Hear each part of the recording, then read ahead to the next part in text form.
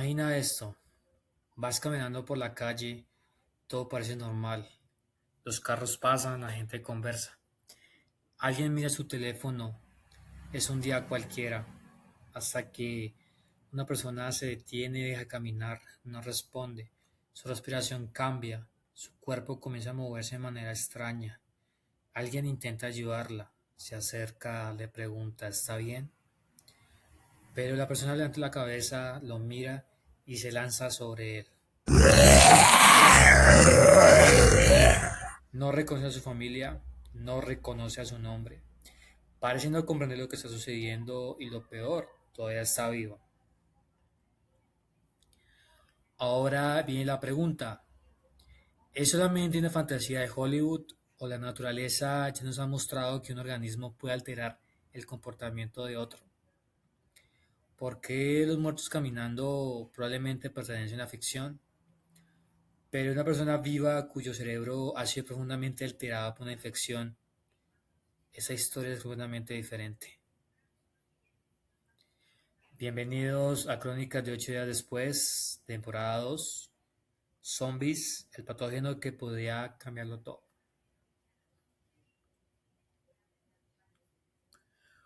Hola, hola, ¿qué tal mi gente? ¿Cómo están? Bienvenidos una vez más a Crónicas de 8 días después. Soy César y hoy vamos a meternos en uno de los grandes clásicos del terror, los zombies.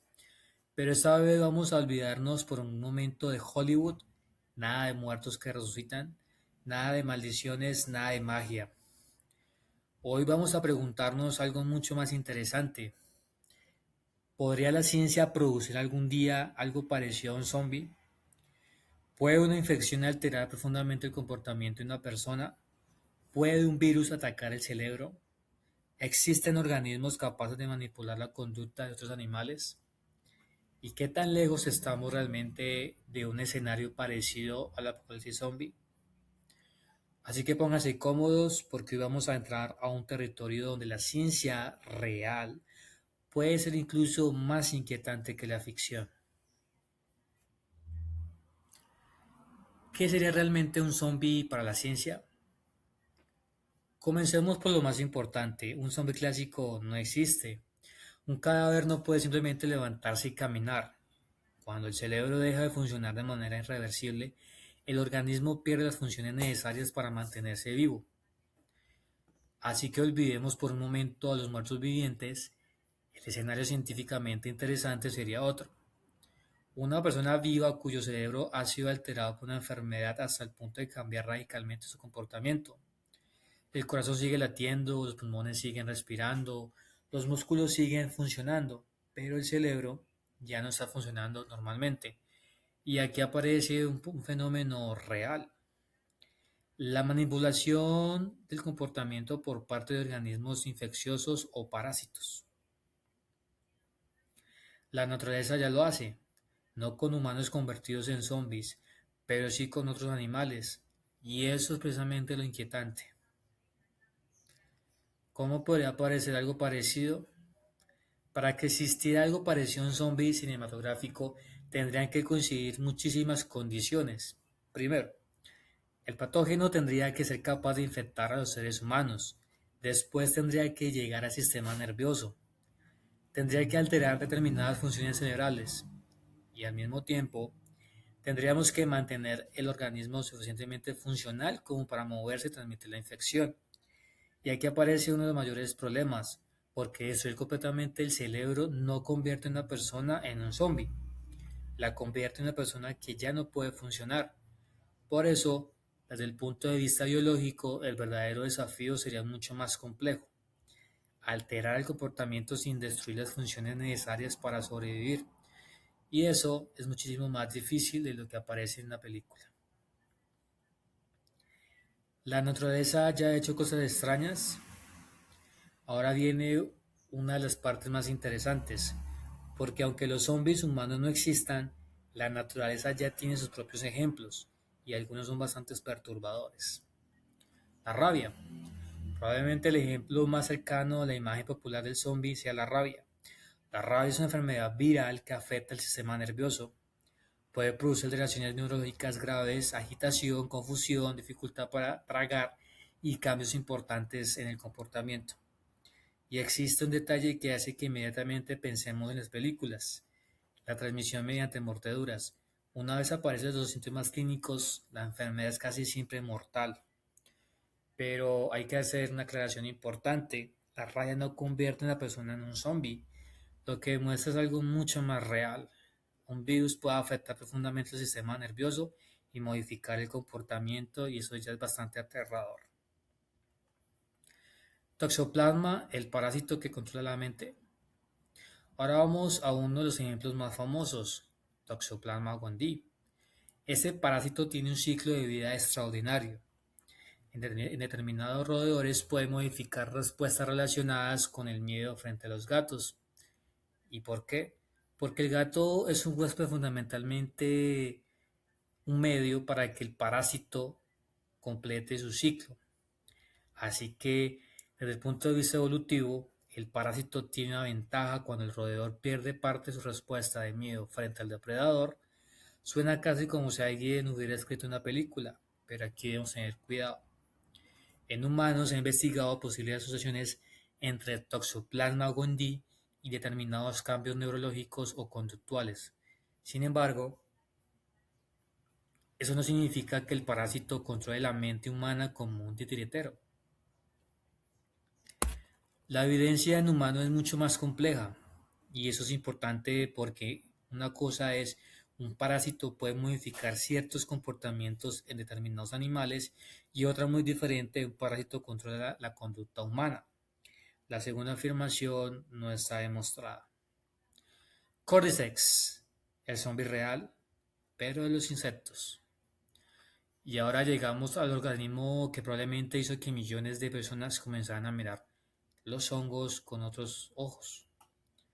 Cordyceps, o para ser más precisos, determinados hongos entomopatógenos relacionados con los organismos conocidos popularmente como Cordyceps.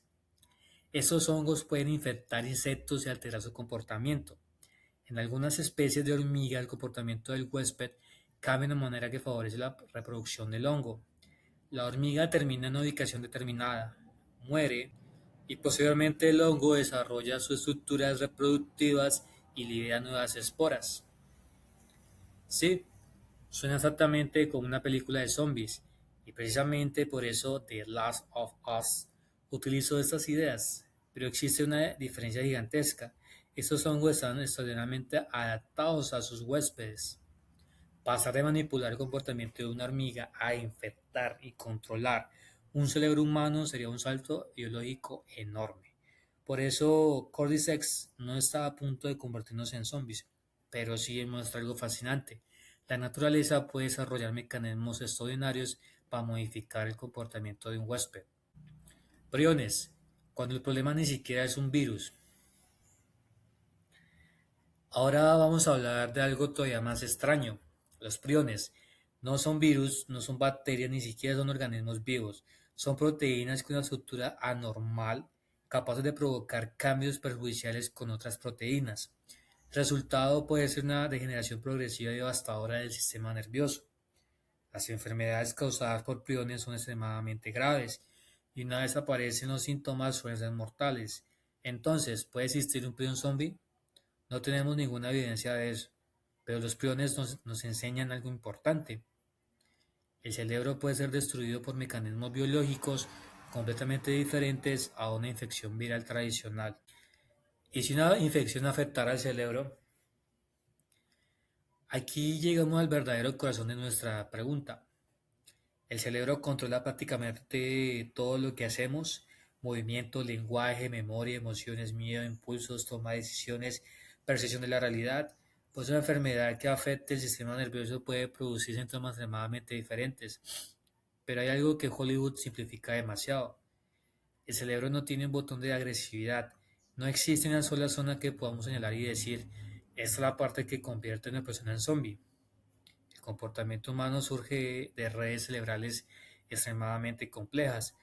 Por eso, diseñar un patógeno que simplemente apague la empatía, encienda la agresividad, mantenga intacta la coordinación, conserve la fuerza física, permita correr, permita morder, y además haga que la persona quiera infectar a otros, sería muchísimo más complicado de lo que vimos en las películas. ¿Podría la ciencia crear algo así? Aquí tenemos que hacer una distinción muy importante. Los científicos estudian virus, bacterias, hongos y otros agentes infecciosos.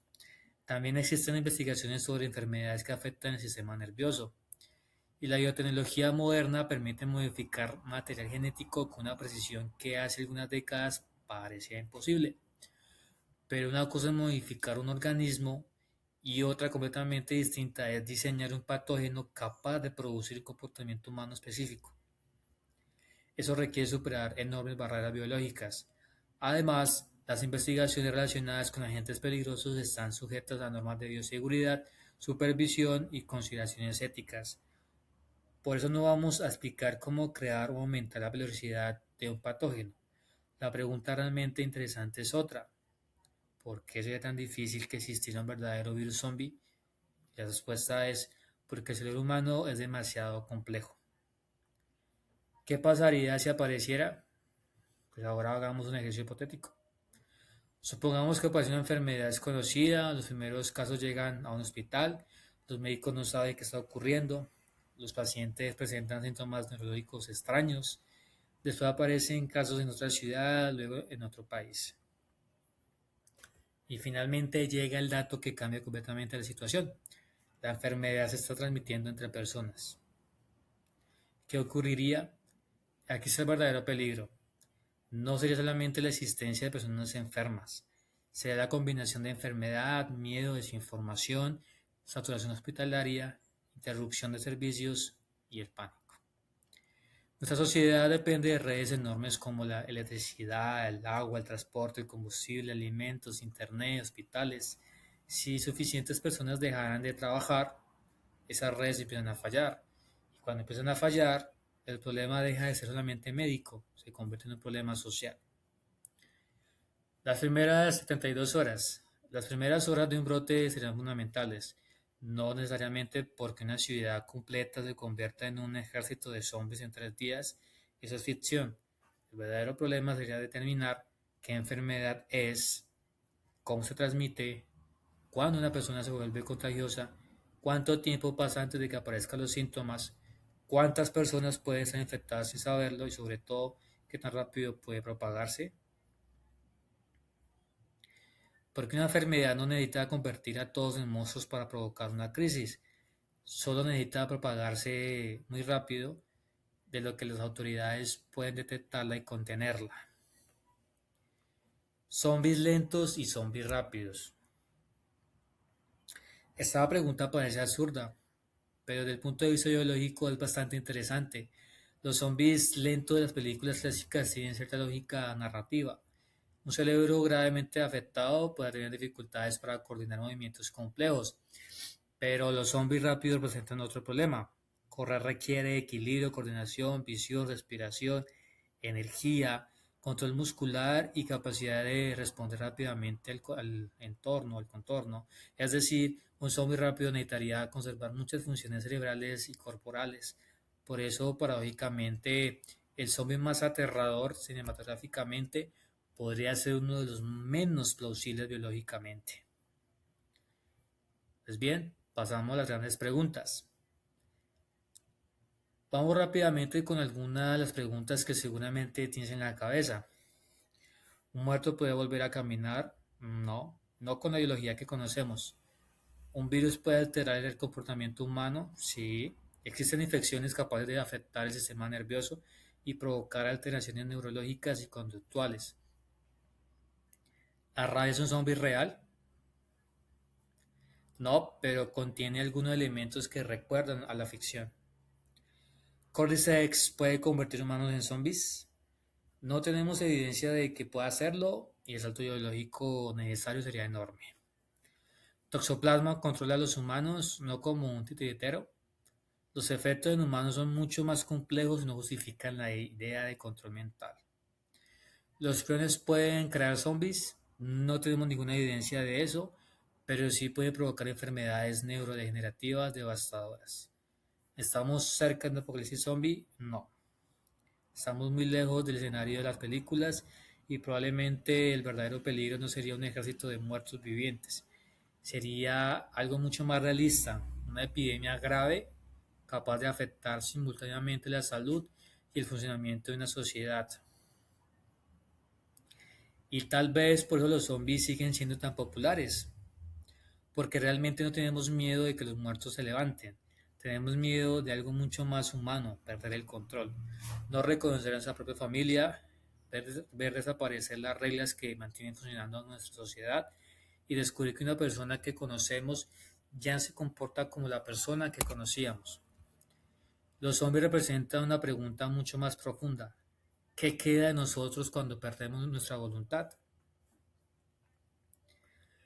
La naturaleza ya nos ha demostrado que algunos organismos pueden alterar el comportamiento de otros seres vivos. La rabia demuestra que una infección puede afectar profundamente el sistema nervioso. Los hongos nos muestran que determinados parásitos pueden modificar el comportamiento de sus huéspedes. Los priones nos recuerdan que incluso una proteína mal plegada puede convertirse en una amenaza devastadora para el cerebro. Pero ninguna de esas cosas significa que mañana vayamos a despertar en medio de un apocalipsis zombie. La ciencia real es mucho más compleja y probablemente mucho más interesante. Porque el verdadero peligro nunca ha sido solamente lo que la naturaleza puede crear. También es lo que nosotros podemos hacer con el conocimiento que adquirimos. Así que la próxima vez que veas una película de zombies, pregúntate, ¿qué parte de esto es imposible? ¿Qué parte está inspirada en la naturaleza? ¿Y qué parte todavía no conocemos? Bueno, mi gente, hasta aquí llegamos por hoy. Esto fue Crónicas de 8 días después. Yo soy César. Espero que después de este episodio nunca vuelvan a mirar a un hongo, una rata o una mordida de esa misma manera. Ahora quiero saber algo de ustedes. ¿Creen que algún día pueda existir un patógeno capaz de producir un comportamiento parecido al de un zombie? ¿O creen que los zombies seguirán perteneciendo exclusivamente al mundo de las películas? Déjenmelo en los comentarios y compartan ese episodio con ese amigo que siempre dice yo sobreviviría al apocalipsis zombie. Porque queremos saber, ¿sería realmente así? Yo soy César, esto fue Crónicas de 8 días después. Cuídense, cuídense en el cerebro y por si acaso, cuídense en el cuello. Nos vemos en 8 días, mi gente.